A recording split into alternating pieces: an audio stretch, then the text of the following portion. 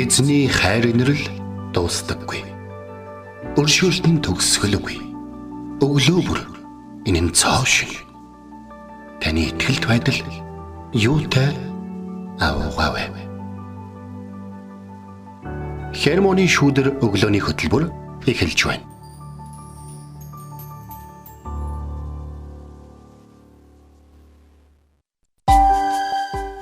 Өглөөний мэнд. Өглөөний мэнд төргий. Итгэл радиогийн эфирээс Хермоны шүүдэр өглөөний хөтөлбөр эхлэхэд бэлэн болсон байна. Эфирт пастор Сайнаа болон хөтлөгч Оминер ажиллаж байна. Сонсогчдаа сайхан амарсан уу? Танд өглөөний мэндийг хүргэе. За та бүхэн бүгдээрээ сайхан амарсан уу? За тэгээд яг миний хувьд бол баг унтсангүй. Тэгээд ер нь бол бид нэг зүйлийг бас их бодох хэрэгтэй нэр нь. Тэр нь юу вэ гэхээр дандаа ингээд ийм амжилттай ингээд нэг юм те би юм байх хэрэгтэй гэж өөрийгөө хит шахах нь бас тийм сайн зүйл шүү гэдэг энэ өглөө сануулж хэлмээр байна. Яагаад тэгэхээр өчтөр нөгөө нэг 6 сарын Хермоны шүүдрийн тухай бодож ажил дээр ажиллаж байгаа яваад гэсэн чинь үргэлжлүүлээд нөгөө чи бодоод руу санаар хүртгөө. Тэгэхээр бид нэг ингээд юмыг ингээд цагт нь хийгээд ингээд цаг нар байгаа бол тэ арай өөр зүйл өөрийгөө зориулаад энд бас суралцах нь бас эзний мэрэгэн ухаан шүү гэдгийг бол бас хэлмээр байна. Ямар ч гэсэн бол Наоми сайн амарсан болж байна. Сая яг пастрын хэлсэн шиг би бас ойрын үед айгүй их юм бодоод байгаа. Нөгөө үйлчлэл ажил их байгаа болохоор ч тэр зүйлсүүдээ бодоод бүр яг нойр хүрэхгүй яг тэгж бодоод байгаа. Тэгэхээр энэ тал дээр би бас яг өглөө замдаа юм сонсч ирсэн чинь эзний мэрэгэн ухааны талаар ирсэн. Тэгээ тэрийг би бодохдоо мэрэгэн ухаантай байх хэрэгтэй байна. Би одоо нэг завгүй байдал дундаа ингээд бүр мартцсан байгаа байхгүй юу. Зөвхөн нөгөө ажиллаа бодоод, үйлчлэлээ бодоод за яаж хийх вэ гэдэг тэр зүйлээ бодсоор хагаад нөгөө эзнээс авах тэдгэр зүйлсүүдээ бас хойш тавьсан юм шиг санагдсан. Тэгэхээр энэ өглөө бас пастор хэлсэн үн дээрээс ч ихсэн бодож гин. Тэгээ бид нар мэрэгэн ухаантай байх хэрэгтэй. Үргэлж эзнээс мэрэгэн ухааны гуйдаг байх хэрэгтэй. Тэгээ эзэн бол гуйдаг нэгэнд өгдөг. Тийм болохоор та яг одоо танд бас мэрэгэн ухаан дутсан тэдгээр талбарууд байгаа бол таас эзнээс гуйгаараа гэж энэ өглөө таныг бас ятгая. Тэгээд бид үргэлж одоо эзний мэрэгэн ухаан, эзний хүч чадал, эзний тэр ариун сүнсийг үргэлж гуйж өөрийгөө цэвэрлэж, цэвэр сав болж түүнд ариун сүнс дүүрч ажилласаар байх ёстой гэдэг зүйлийг бас энэ өглөө би өөртөө сануулж илаа. Тэгэхээр та бүхэн маань ч гэсэн өөрсдийнхөө амьдралд тэгэхээр эзний мэрэгэн ухаанаар хөтлөгдөн яваасай гэж бас энэ өглөө урамшуулмаар байна. Тэгэхээр бид хоёрын амнаас соёлонгоос нь мэрэгэн ухаан гэдэг ингээ гарч байгаа тийм. Ер нь бол ингээ Библийг ингээ уншаад байхад итгэгч хүн за би ийм юм хийх ёстой, ингэх ёстой. Одоо надад ийм дутаатай гэдэг мэддэг болдог. Тэгэхээр энэ нууц бол ерөөсөө бичээстэй ойрхон байхтаа л холбоотой байгаа байхгүй. Бичээстэй ойрхон байх юм бол хүн ер нь нэгээд бүх юм ингээ болдог. Өчигдөр бороо орсон тийм. Маш их бороо орсон. Тэгээ орой ойтсон чинь нөгөө ингээ дээвэр ингээ пишн дамжиж ингээд усаараад тэгээд нороод ингээд тэгээ нөгөө нэг ингээд унждаг штэ тийм. Ингээд юунууд нь юмсүүд нь ингээд нороод ингээд унждаг юм. Би тэгээ тэр ингээд манай ихнэр за энэ ингээд ийм болчлаа да энэ дээврэл янзлах юм байна да гэж хэлэхэд миний толгой шууд юу орж ирсэн гэж бодчих. За дээврээс нь ус тосвол юу гэж бодогдох вүлээ. Тэгээ янзлал гэж янзлах хэрэгтэй байл. Тийм хань Библийн нэгшлээд байхгүй. Залах юм тийм. Одоо чи босс одоо хөдлөхгүй бол дээврээс залхуугийн дээврээс ус тосноо гойчна гэж байдаг байхгүй. Тэгэхээр тэр дээврийн ус чи гинтхэн гойчсон юм биш үү? Би хойшлуулж явсаар хагаад энэ их бороо руу тулгаад ирсэнтэй л холбоотой. Тэгэхээр бид нар амьдралын сахилга бодлон эзний үг дотор хэрхэн амьдрах талаар үргэлжлүүлэн бие биенээсээ суралцаар хамгийн гол нь бичээсээс байнга суралцаар байх нь бол бидэнд маш хэрүүл болно гэж. Мэн тэглэх байх уу? Тэг гахалтай эзэн мэрэгэн ухаанаас сануулсан энэ гахалтай өглөө байна. Тэг үргэлжлүүлээд бид үгийн цаг руу орохоос өмнө хамтдаа магтцгаая. Тэгээд та эзнийг үнэхээр түүний алдрыг магтан алтаршуулаарай.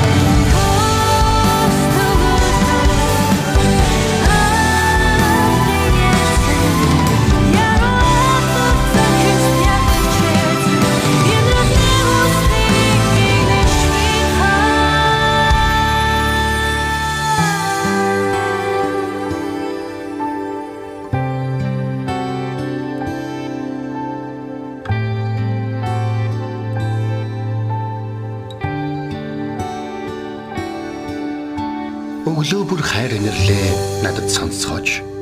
Танд л би итгэдэг үлээ. Явах замыг минь надад зааж өгөөч. Танд л би сэтгэлээ өргөн байна. Дуулал 143-ийн 8.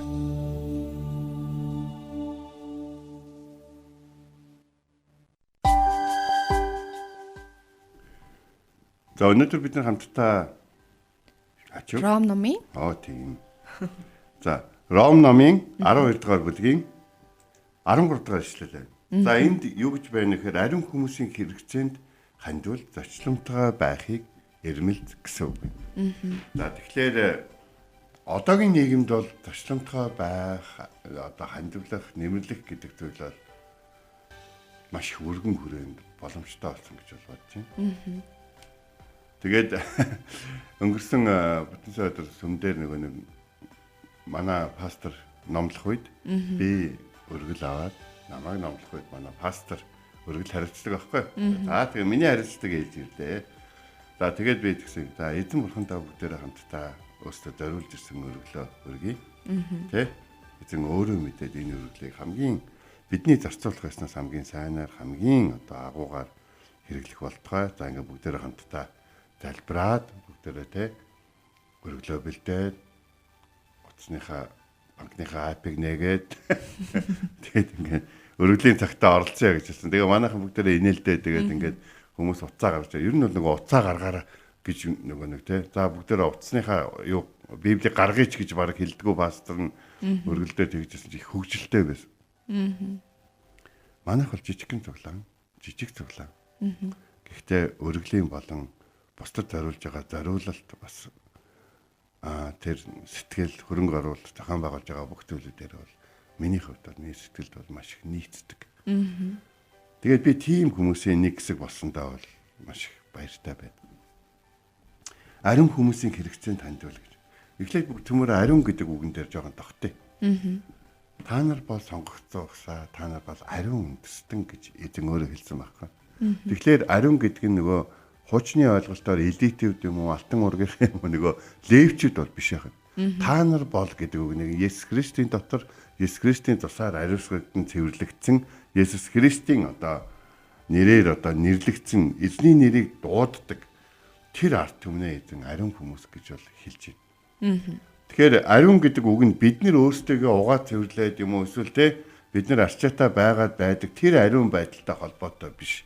Харин ямар байдалтай гэхээр бидний гим нүгэлтэй бодзор биднийг асуудалтай сул дорой гэдгийг мэдээд эзний өмнө гимших үед эзэн харин бидний одоо юу гим нүглийг уучлж ариунд тооцсон байхгүй.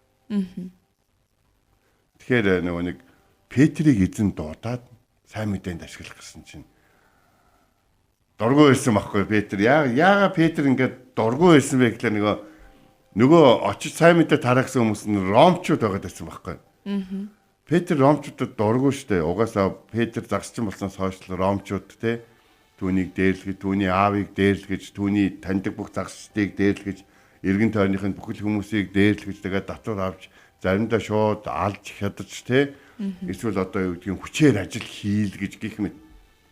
Тэгээд бид нар эндээс нэг ойлгож авах зүйл нь ингээд юу ихлээр эзэн ариун гэд тооцсон зүйл ариун байх болно гэж.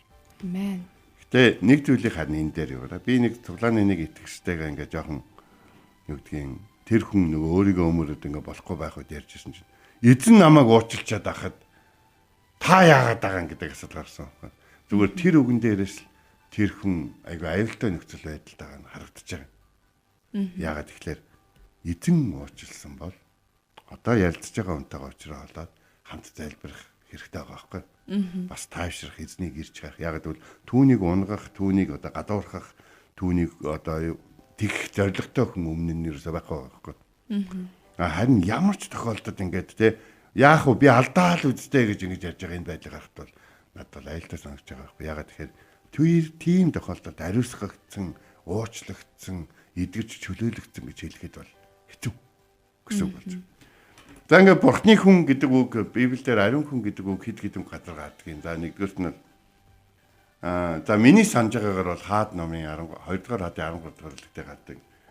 Илишагийн түүх баг те. Нэгэн одоо эмэгтэй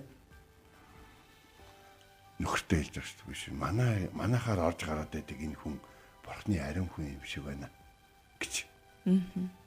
Би энэ хүнийг ариун хүн гэдгийг мэдлээ гэж.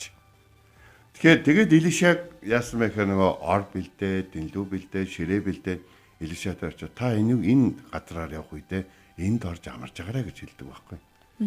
Гэтэл Илиша нэг удаа түүнд талархаа түүнийг дуудаад те чи ингээд халамжаараа биднийг ивэлээ.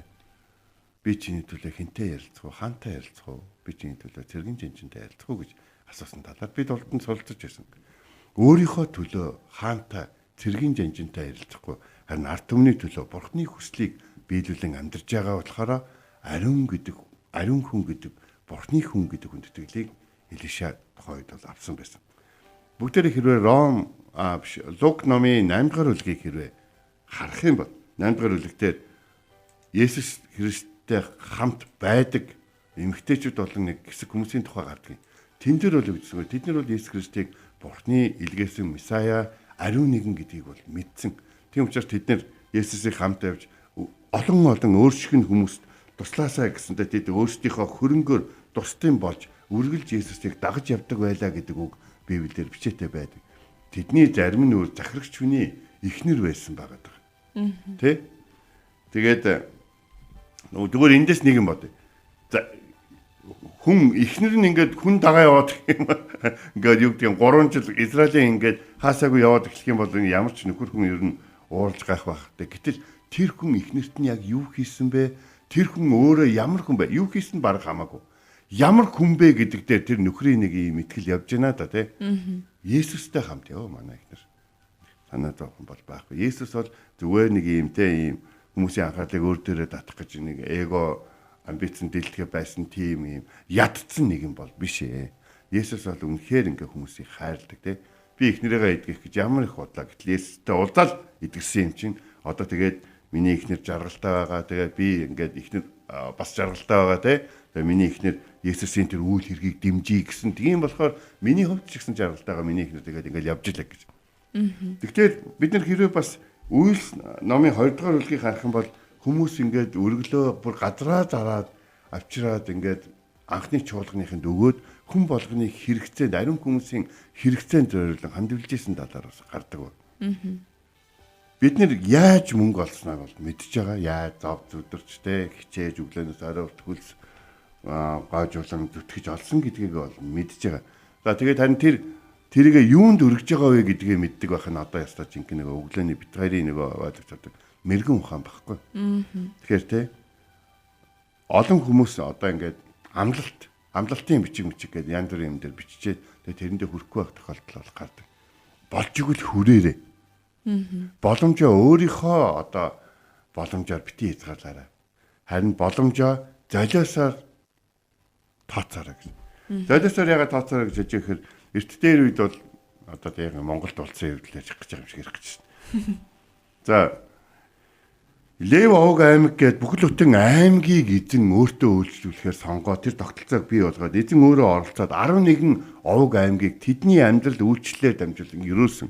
Тэдний амьдрал үйлчлэлээр дамжуулан ерөөсөн Израилийн нутаг болгонд Лев Овг аймгийнхан тарж байрлаад тэгэд бурханд үйлчилж ард түмний ажиллаж хөдөлмөрлөж амьдарч гэрлэж үр хүүхдээ өсгөж ингэж явахт нь Лев Овг аймгийнхан эзний өргөөг арчилж эзний өргөөнд ирсэн болгон идэх тэр бүх зүйлүүдэд ингээд эзний нэрээр ард түмэндээ үйлчилж исэн учраас ард түмний ч гэсэн тэр левчүүдийн үйлчлэлд эвэгдэж байгаагаа мэдчихсэн учраас өргөхдөө тэднийг авч явахдаа тэднэрт зориулахдаа хамсдаггүй байсан.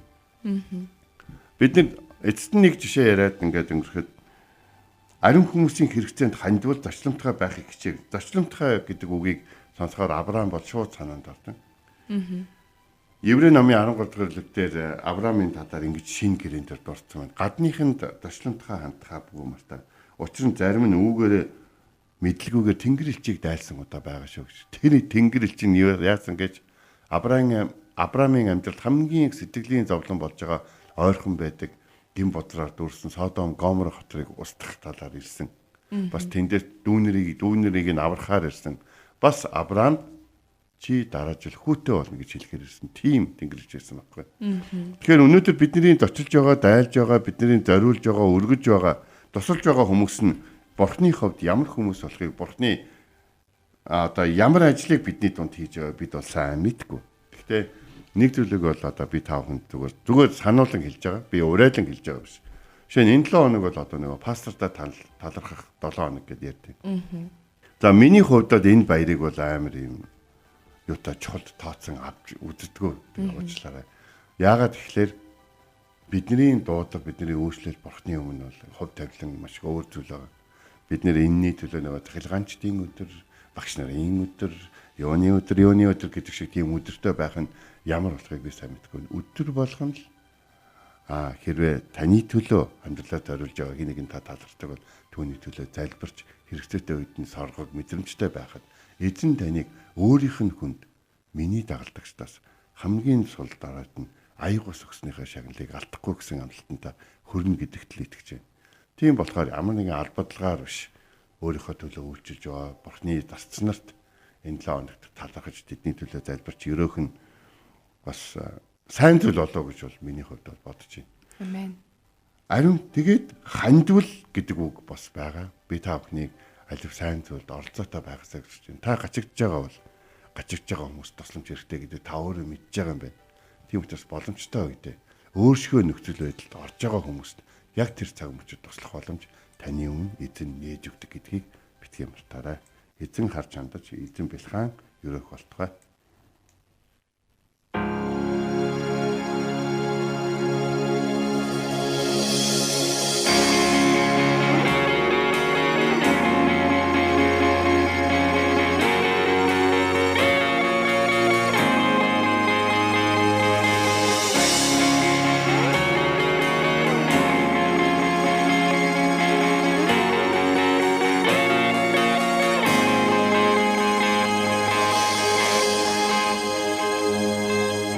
Амьдралдаа таныг хайсаар яваад сала зам дээр ирлээ шийдвэр гаргах болоо хож минь жаргалын тухай сонсоод түүнийг дагахаар шийдлээ шийдвэр гаргах болоо Зүрхний тантай дэндүү орхон болжээ Цаг үргэлж таныг магтах болжээ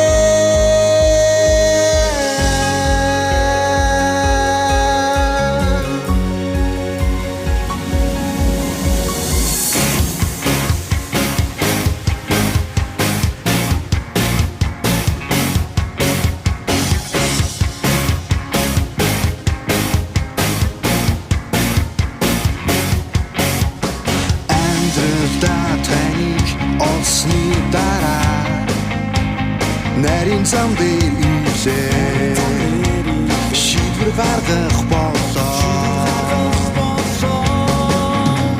Есүс таны чихэн дагсан шиг би ч бас дагахаар шийдлээ зодос гаргахаар болоо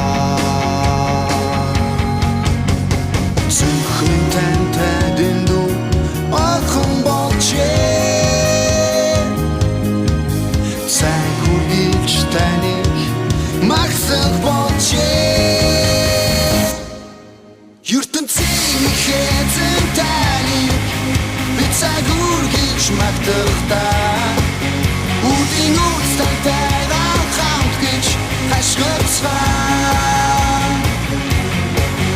ертөнцийн хэзэн таник би цаг үргэлж магтахдаа үдийн үстэнтэй хамт гэж хашгирцгаа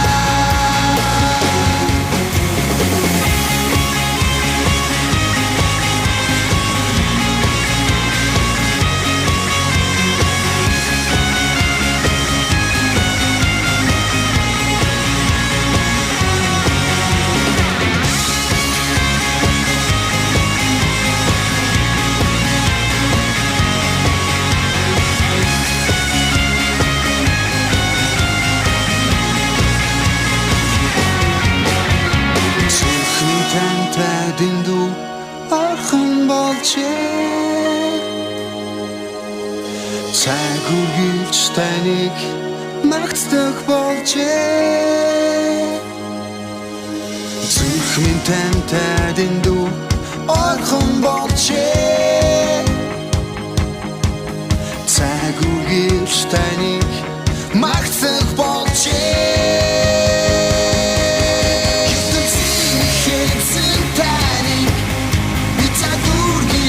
магтахдаа үдийн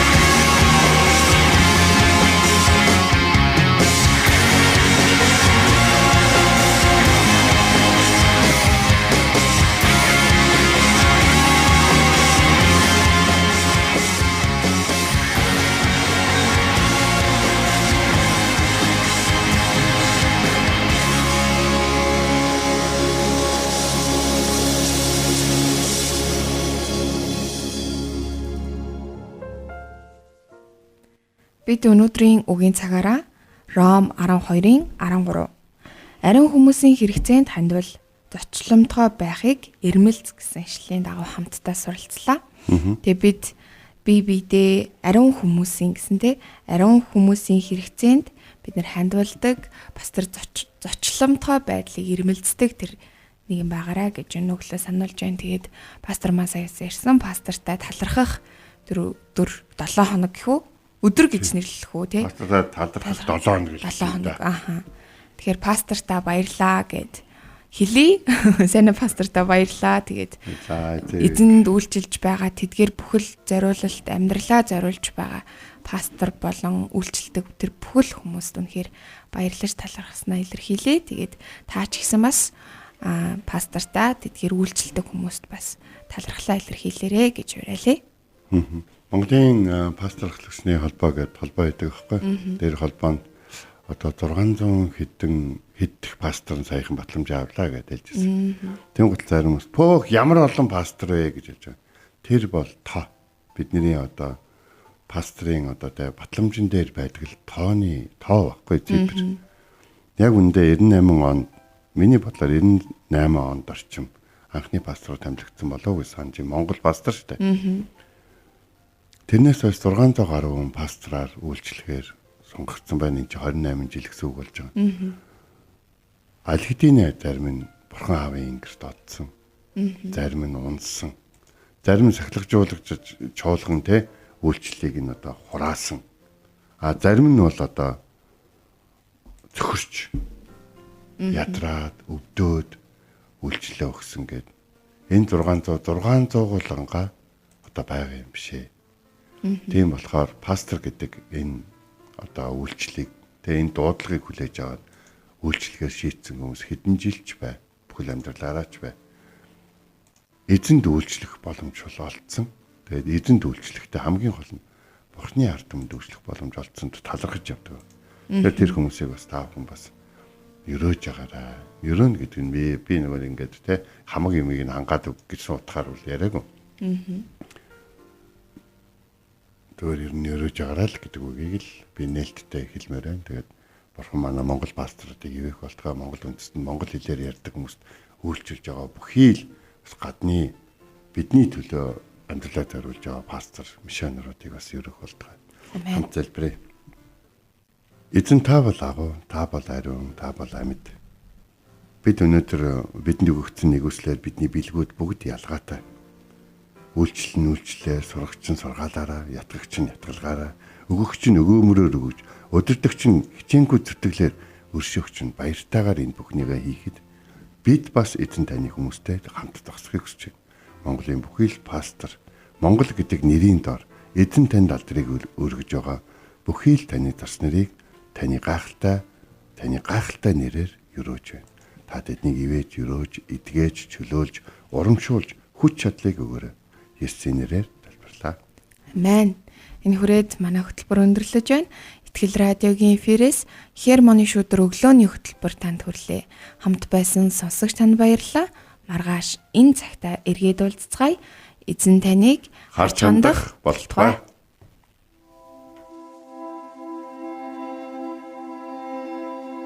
Эзэн зүрхийг чинь Бурхны хайр ба Христийн төвчөрт чиглүүлэх болтугай. Хермоны шүдэр өглөөний хөтөлбөр танд хүрлээ.